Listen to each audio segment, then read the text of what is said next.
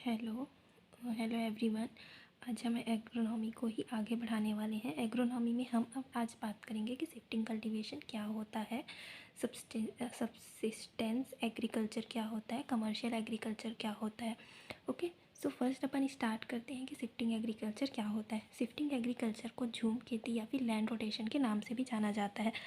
इसे जो shifting agriculture है उसको अलग अलग देशों में डिफरेंट डिफरेंट नाम से जाना जाता है। नाम से जाना जाता है, केरल में कुमारी के नाम से जाना जाता है, और एमपी में बेवर या दहिया के नाम से जाना जाता है, और राजस्थान में पत्रा के नाम से जाना जाता है। अब नेक्स्ट आते हैं सबसिस्टेंस एग्रीकल्चर। सबसिस्टेंस एग्रीकल्चर क्या होता है? जो हम अपनी फैमिली, अपनी जीवन को चलाने के लिए जो एग्रीकल्चर करते हैं वो होता है सबसिस्टेंस एग्रीकल्चर। इसमें जो इनपुट होता है वो भी लो रहेगा और हमें आउटपुट भी लो मिलता है, और साथ ही प्रोडक्टिविटी भी लो मिलता है। इसका जो मेन एम होता है वो ये होता है कि अपनी फैमिली और अपने लाइफ को चलाना, इसलिए हम लो इनपुट देते हैं और हमारा आउटपुट भी लो होता है। ये एक पर्टिकुलर फैमिली को चलाने के लिए होता है, तो हम उसे, जो एग्रीकल्चर पर्टिकुलर फैमिली को चलाने के लिए होता है उसे हम बोलते हैं सबसिस्टेंस एग्रीकल्चर। फिर आते हैं कमर्शियल एग्रीकल्चर। जैसा कि पहले बताया, सबसिस्टेंस एग्रीकल्चर जो होता है एक फैमिली को चलाने के लिए होता है, और कमर्शियल एग्रीकल्चर क्या होता है? व्यावसायिक तौर पे होता है, मतलब हम उसको कमर्शियली सेल करते हैं। इसमें हमारा शुगर कैन आ जाता है, कॉटन, टबैको, इसी टाइप के और भी जो सेलिंग पर्पस से जो कमर्शियली हम उगाते हैं वो सारी चीज़ें आती है कमर्शियल एग्रीकल्चर के अंदर। इसमें हमारा इनपुट भी हाई रहेगा और साथ ही जो आउटपुट है वह भी हाई रहेगा। फिर आते हैं अपन नेक्स्ट, सस्टेनेबल एग्रीकल्चर।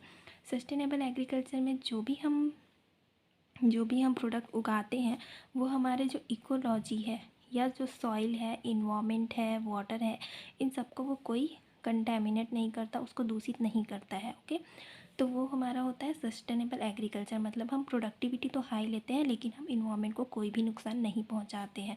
इसके जो प्रोडक्शन होता है वो हाई होता है, जैसा कि मैंने बताया था, without degradation of the natural resources. और जो इसका कॉस्ट इनपुट होता है वो लो होता है और आउटपुट साथ ही हाई होता है। अब हम आते हैं इंटेंसिव फार्मिंग। इंटेंसिव फार्मिंग क्या होता है? जो एक पर्टिकुलर लाइक ये एरिया है, ओके, यहाँ पे हम इंटेंसिव फार्मिंग मतलब बहुत ज़्यादा क्रॉप एक ही जगह पे उगाते हैं, वो होता है हमारा इंटेंसिव फार्मिंग, जिसे हिंदी में सघनता भी बोलते हैं। इसमें जो आउटपुट होगा वह भी हाई होगा और एरिया भी हाई होता है, साथ ही इसका जो इनपुट है वह भी हाई रहेगा, और इसमें हम एक क्रॉप, मतलब एक साल में हम एक से ज़्यादा क्रॉप ग्रो करते हैं। ठीक है, ये जो इंटेंसिव फार्मिंग होता है वो ऑलमोस्ट पूरे इंडिया में किया जाता है। नेक्स्ट आ जाते हैं एक्सटेंसिव फार्मिंग। एक्सटेंसिव फार्मिंग को ही हम मैकेनिकल फार्मिंग भी कहते हैं। इसमें जो होता है, एक पर्टिकुलर ये क्षेत्र रहेगा तो यहाँ पे दूर दूर पे फार्मिंग होगी, मतलब सघन नहीं होंगे, ये दूर दूर पे विस्तृत टाइप की फार्मिंग होगी। इसमें जो यील्ड होता है वो लो होता है, और टोटल प्रोडक्शन जो है वो हाई होता है, और साथ ही इसमें area comparison to intensive farming के इसमें ज़्यादा होता है। हम एक क्रॉप को ग्रो करते हैं, जैसा कि यहाँ पे हम इंटेंसिव में मोर देन वन क्रॉप को ग्रो करते थे, यहाँ पे सिर्फ एक क्रॉप को एक पर्टिकुलर एरिया पे लेते हैं। इसकी इनपुट जो होता है वो भी लो होता है, और इसमें मशीनों की, बड़ी बड़ी मशीनों की यूज़ की जाती है, क्योंकि इसमें एरिया बहुत ज़्यादा होता है, इसलिए हम बड़ी मशीनों का यूज़ फील्ड में कर सकते हैं। ये जनरली ईस्ट एरिया पे किया जाता है इंडिया के, और इसको आउट ऑफ इंडिया ज़्यादा यूज़ किया जाता है।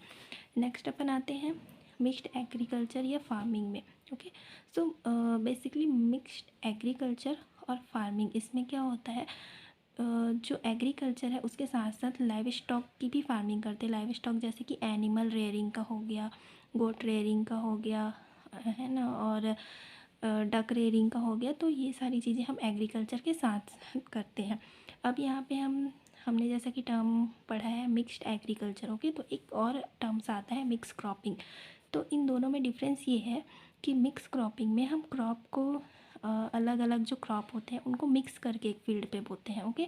और मिक्स्ड एग्रीकल्चर में क्या होता है, हम agriculture plus live stock plus fisheries, इस टाइप की जो मिक्स्ड हमारे अलग अलग फार्मिंग होती है, उन सबको एक एरिया पे हम यहाँ पे सपोज़ ले लिया एग्रीकल्चर लैंड, यहाँ पे ले लिया लाइव स्टॉक के लिए, यहाँ पे ले लिया फिशरी के लिए, तो इस तरह से कंबाइन हम मिक्स्ड एग्रीकल्चर फार्मिंग होता है।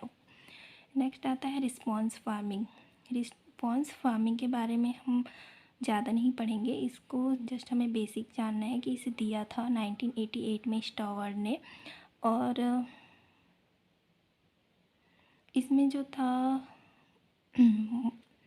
मौसमी आंकड़ों के विश्लेषण के आधार पर जो फार्मिंग की जाती है वो रिस्पॉन्स फार्मिंग है। मतलब अगर इस पर्टिकुलर एरिया पे मौसम कोल्ड रहा तो हम किस टाइप का फार्मिंग कर रहे हैं, अगर हॉट एरिया है तो किस टाइप का फार्मिंग कर रहे हैं, तो वो हो जाता है उस पर्टिकुलर एरिया के अकॉर्डिंग हम वहाँ पे रिस्पॉन्स करते हैं कि हमें कौन सी क्रॉप की वहाँ पे फार्मिंग करनी है, तो ये आ जाता है आपका रिस्पॉन्स फार्मिंग।